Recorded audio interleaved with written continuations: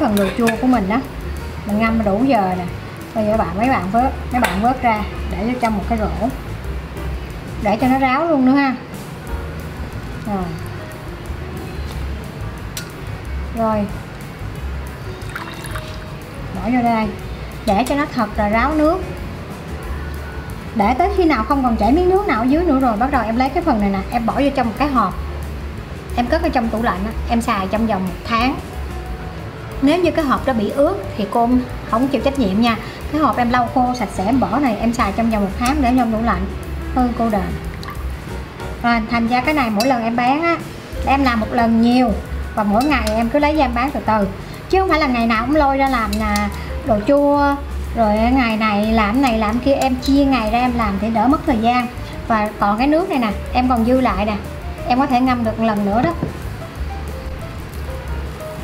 Cái này nước chấm đó, nước chấm cô để vô giữa này.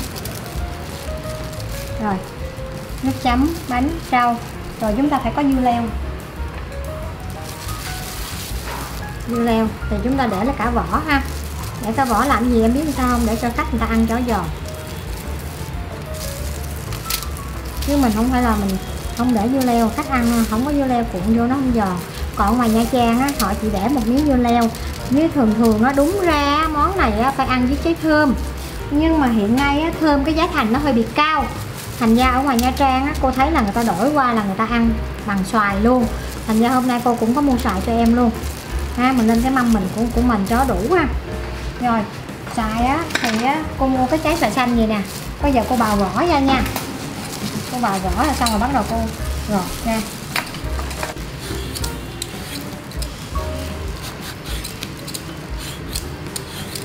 Rồi mình vậy xong rồi bắt đầu mình cắt cái má nó gì nè.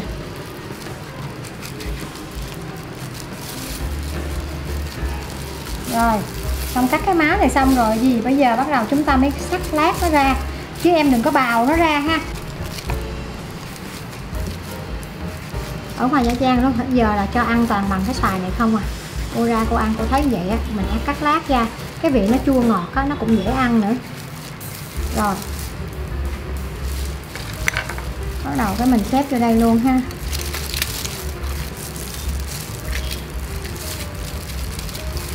Rồi bây giờ chúng ta còn đúng một chỗ biết cái này là gì rồi ha, chỗ chúng ta để nem nướng ha. Bây giờ em cầm cái cây nem của mình lên, em thấy nó bóng không? Bóng rất là đẹp ha, đúng chưa? Nó là bóng đẹp. Tại cái tay cô ướt á, cô đeo cái bao tay tiền nó không có vô. Cô cầm này em rút nó ra và bắt đầu em chẻ đôi nó ra như vậy. Rồi khi mà chẻ đôi ra rồi á thì cái cuốn này em bán bao nhiêu cuốn á, bao nhiêu cái nem á là do em cứ lượng khi lấy nè, cầm cái cây xoay nhẹ cái tay, rút nhẹ là nó ra nha. Rồi bắt đầu để vô đây đó.